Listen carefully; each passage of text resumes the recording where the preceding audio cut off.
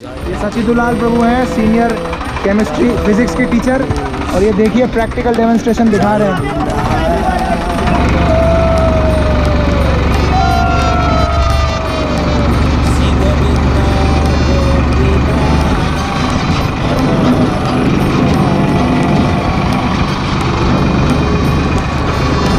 तो अभी हम करनाल के पास एक गांव है मंगलोरा, शामली के पास। यहाँ पे यमुना है, बहुत स्वच्छ। सारा पोल्यूशन दिल्ली में जाके मिलाते हैं, लेकिन ये दिल्ली से पहले ही पड़ता है, तो बहुत स्वच्छ पानी है। हम लोग यमुना स्नान के लिए जा रहे हैं। हरि बोल।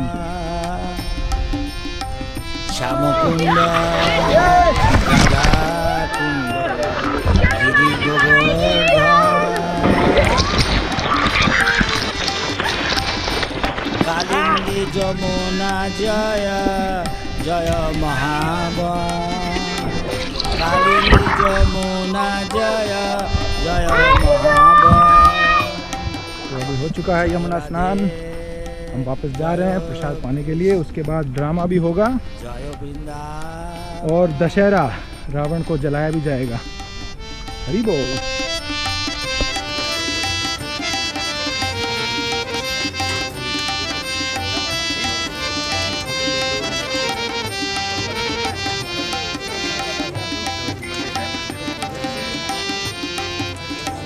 केशिघाट बंशी बट द्वादश काना, केशिघाट बंशी बट द्वादश काना, जहा सभा लीला कैला श्री नंद नंद।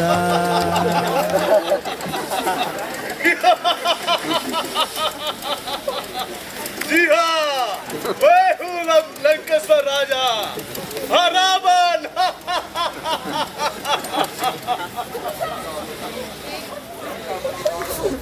भैया दुहाई हो, ये कैसा अनर्थ हो गया भैया? क्या हुआ बताओ, नाक कैसे करके तुम बोला?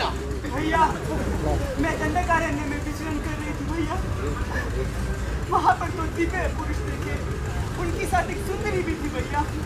उन्हीं में से एक ने नाक काट दी भैया। ये मेरी नहीं, पूरे असुर कुल की नाक कटी है भैया। हाँ, कौन थे दुष्ट? कौन थे? आपको पता नहीं है कि आपके गुप्तचरों ने आपको सूचना नहीं दी कि खर और दूषण का वध हो गया है, हमारे 14,000 असुर मर गए हैं, मेरी नाक काट दी गई है, और आप यहाँ सिंहासन पर भोग में लिप्त हैं। भैया ऐसे राजा का तो पतन निश्चित है, ऐसे राजा की प्रजा का तो विनाश होगा ही।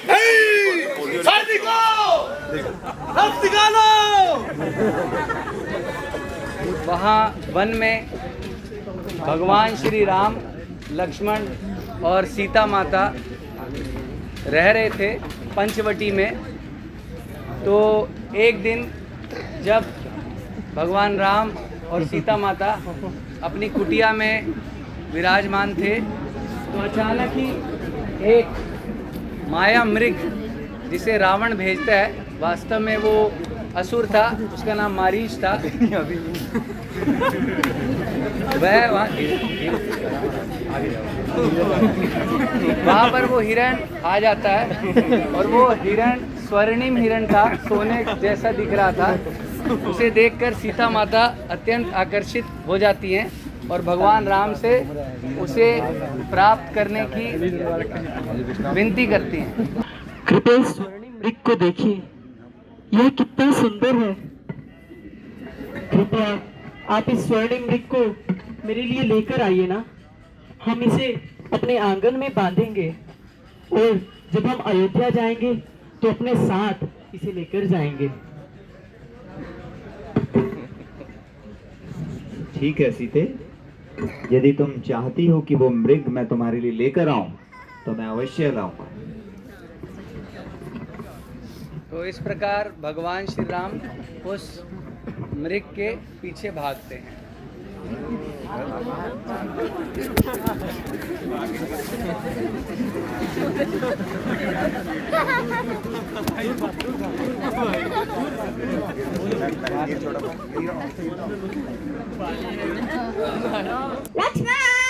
सीते बचाओ। जब सीता माता यह स्वर सुनती हैं तो बहुत घबरा जाती हैं और लक्ष्मण से भगवान राम की सहायता का निवेदन करती हैं। हे लक्ष्मण, आपने यह स्वर सुना, अवश्य ही श्री राम किसी खतरे में हैं। उनको आपकी सहायता की आवश्यकता है, वे आपको पुकार रहे हैं। नहीं भाभी, ये आवाज तो मैंने भी सुना है, लेकिन मेरे भैया राम को कुछ भी नहीं हो सकता। यह बस ही आसुरी माया है। लक्ष्मण, यह तुम कैसी बातें कर रहे हो? वहां तुम्हारे भैया को तुम्हारी आवश्यकता है और तुम यहाँ वाद विवाद कर रहे हो। लगता है तुम्हारे भैया की अनुपस्थिति में तुम्हारे हृदय में कुछ विकार आ गया है। ये लक्ष्मण, यूं अपनी कायरता का प्रदर्शन करते हुए रघुकुल की कीर्ति को मिट्टी में मत मिलाओ। नहीं, ये क्या कह रही हैं भाभी? लक्ष्मण, तुम इसी क्षण अपने भैया की रक्षा और सहायता के लिए जाओ, यह मेरी आज्ञा है। ठीक है, आप जो कह रही हैं, आप जो आज्ञा देंगी मैं वो करूंगा, लेकिन आप इस रेखा को पार करके बाहर मत जाइए, यह मेरा निवेदन है। तो इस प्रकार लक्ष्मण जी एक रेखा खींचकर सीता माता को सुरक्षा प्रदान करते हुए चले जाते हैं और तभी असुर रावण अपनी योजना के अनुसार उस कुटिया के सामने प्रवेश करता है।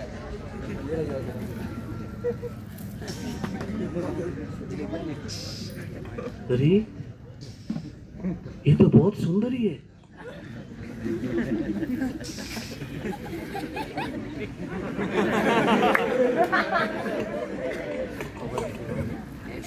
यही लंकेश्वर रानी बनेगी। हाँ, यही लंकेश्वर रानी बनेगी।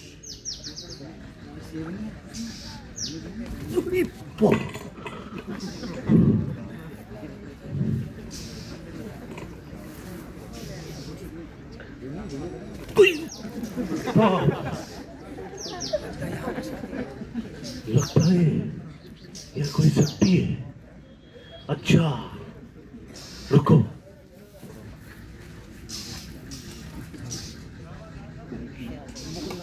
तो इस प्रकार रावण एक सन्यासी का वेश धारण कर लेता है और यह प्रदर्शित करता है कि आने वाले समय में अर्थात कलयुग में साधु के वेश में भी असुर छुपे रहेंगे, जो वास्तव में धर्म का पालन नहीं करेंगे और केवल धन अर्जित करने के लिए ही दूसरों को छल करेंगे। तो इससे हमें सावधान रहना जरूरी है। भिक्षम देहि,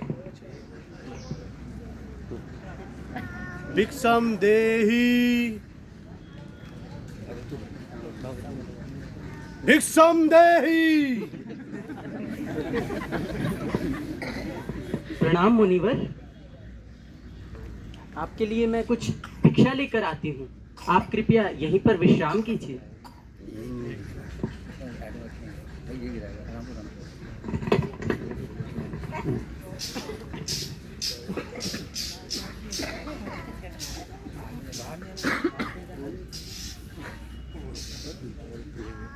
हे मुनिवर, कृपया भिक्षा लीजिए। तुम बाहर आओ। हे मुनिवर, अभी मेरे पति कुटिया पर नहीं हैं और मुझे आज्ञा है कि मुझे कुटिया से बाहर नहीं जाना है। यदि आप भिक्षा लेना चाहते हैं तो कृपया आप यहीं पर आइए। ठीक है, घोर अपमान। नहीं चाहिए हम ये भिक्षा नहीं चाहिए। मैं जाता हूं, लेकिन तुम्हारा पूरा कुल का सर्वनाश हो जाएगा। नहीं नहीं मुनिवर, ऐसा मत कहिए। मैं आती हूँ।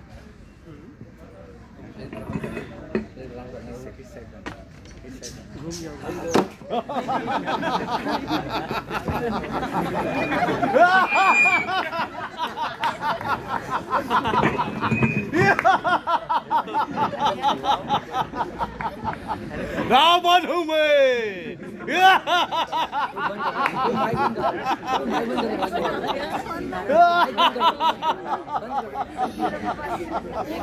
तुम लंका की रानी बनोगी।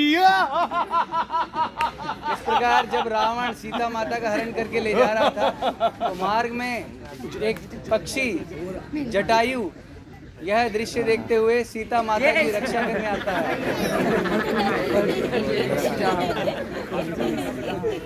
अरे दुष्ट रावण, तुमको शर्म नहीं आती है अबला नारी को अपहरण करते हुए? कौन हो तुम? हट जाओ मेरे रास्ते से। मैं जीते जीते हुए इस घोर अनर्थ को नहीं होने दूंगा। सावधान! या!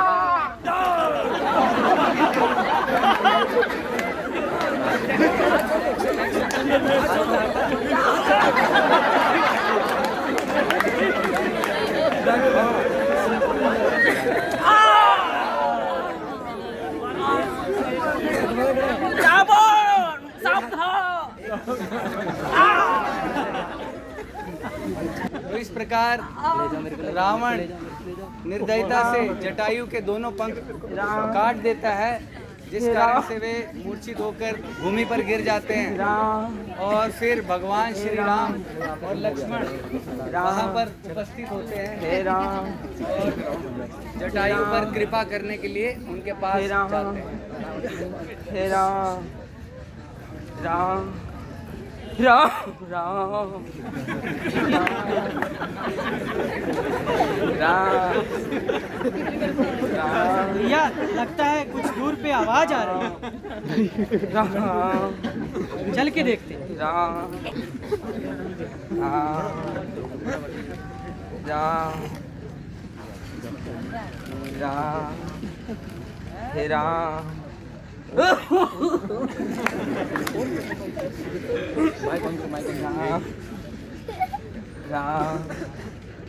हे पक्षीराज, तुम्हारी ये दशा किसने की? हे पक्षीराज, कौन है वो दुष्ट जिसने आपकी ये दशा की है? दुष्ट रावण ने एक अबला नारी को चोरी करते हुए दक्षिण दिशा की ओर ले जा रहा था। क्या? और मैं उसको रुकने का प्रयास किया, उसने मेरा ये दुर्दशा कर दी। राम राम राम राम। लक्ष्मण, तुम जानते हो ये कौन है? ये स्वयं पक्षीराज जटायु है और ये हमारे पिता दशरथ के बहुत बड़े मित्र थे। और तुमने देखा, इन्होंने सीता के अपहरण करने वाले दुष्ट राक्षस का सामना किया, अपनी ओर से भरसक प्रयत्न किया कि वो दुष्ट राक्षस सीता को ना ले जाने पाए, और सीता की रक्षा करते करते अपने प्राण त्याग दिए। पक्षीराज हमारे लिए पूजनीय है, बिल्कुल वैसे ही जैसे हमारे पिता दशरथ पूजनीय है। हम यथाचित विधि से इनका दाह संस्कार करेंगे।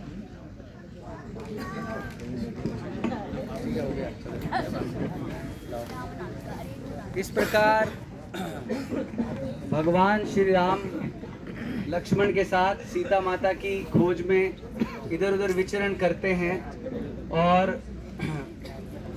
भाग्य से उन्हें हनुमान जी प्राप्त होते हैं, जो उन्हें सुग्रीव के पास लेकर जाते हैं।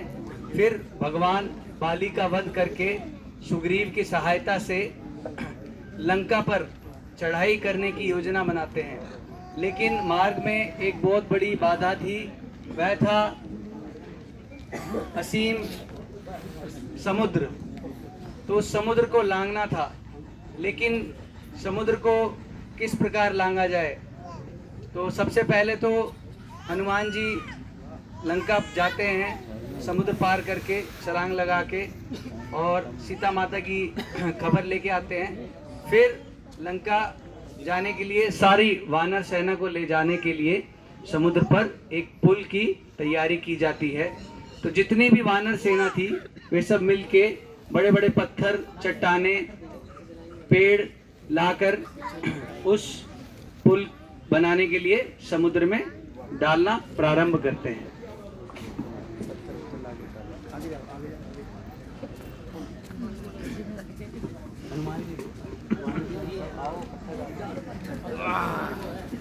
तो समस्त वानर सेना इस सेवा कार्य में जुट जाते हैं, और जब वह बड़ा कार्य चल रहा था तो उसी समय एक छोटी सी गिलहरी भी वहां पर अपना सेवा योगदान देने के लिए छोटे छोटे कंकर और पत्थर अपने दांतों से दबाकर ला रही थी और उस समुद्र में डालने का प्रयास कर रही थी। परंतु वो गिलहरी क्योंकि बहुत छोटी थी तो इसीलिए हनुमान जी को किसी भय का संदेह हुआ, जिस कारण से वे उसे मार्ग से हटाने का प्रयास किए। ए गिलहरी, दूर हट जाओ, तुम्हारे पाँव के नीचे आके कुचल जाऊंगी। शान में नहीं आते, चलो।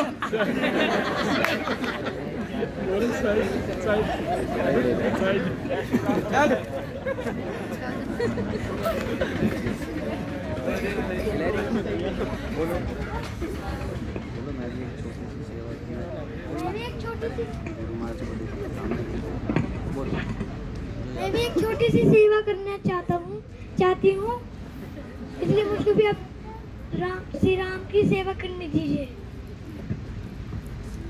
उसी समय भगवान श्री राम वहां उपस्थित होते हैं और हनुमान जी को समझाते हुए कुछ कहते हैं। हे हनुमान, ये गिलहरी देखिए पुल बनाने में सेवा कर रही है, पर तुम इनको हटा क्यों रहे थे? प्रभु, मुझे पता नहीं था ये गिलहरी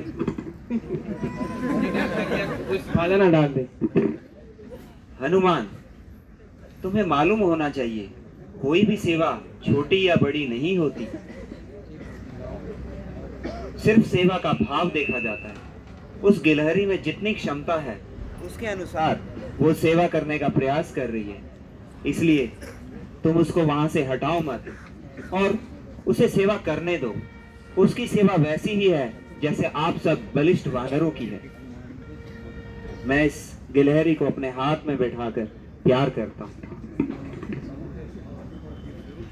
तो इस प्रकार भगवान श्री राम ने उस गिलहरी को कृपा और आशीर्वाद प्रदान किया, जिसके कारण आज भी हम देखते हैं कि सभी गिलहरियों के शरीर पर निशान हैं, जो कहा जाता है कि भगवान श्री राम के हाथों का निशान है उन पर आशीर्वाद स्वरूप।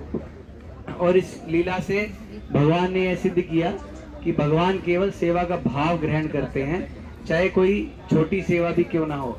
तो कभी भी हमें यह अहंकार नहीं करना चाहिए कि मैं कुछ विशेष सेवा कर रहा हूँ। भगवान के लिए सब प्रकार की सेवाएं समान हैं और हमें सबको प्रोत्साहित करना चाहिए भगवान की सेवा के लिए। तो इस प्रकार वानर सेना की सहायता से भगवान श्री राम ने समुद्र पर एक सेतु निर्माण कर दिया। जय श्री राम, जय श्री राम,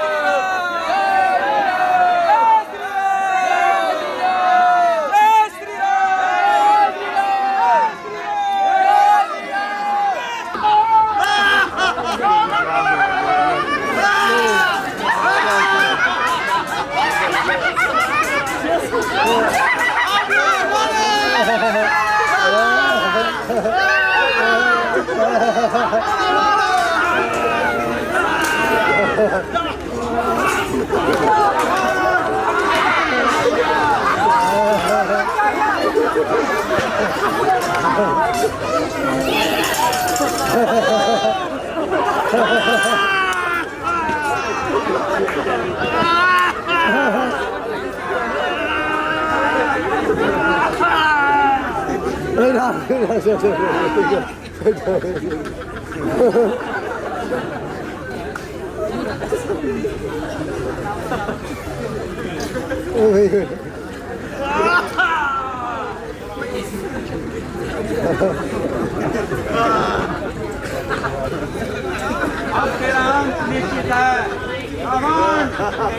कोई बजा नहीं सकता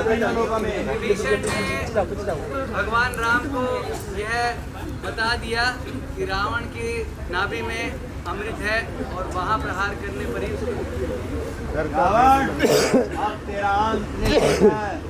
कमाल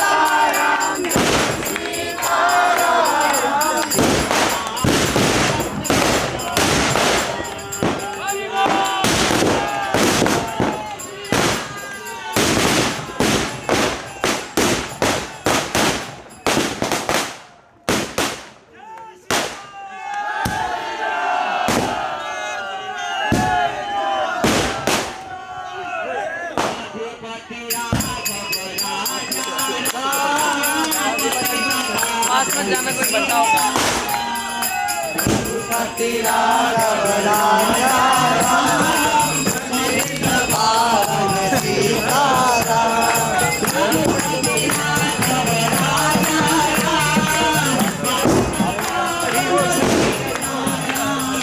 रघुपति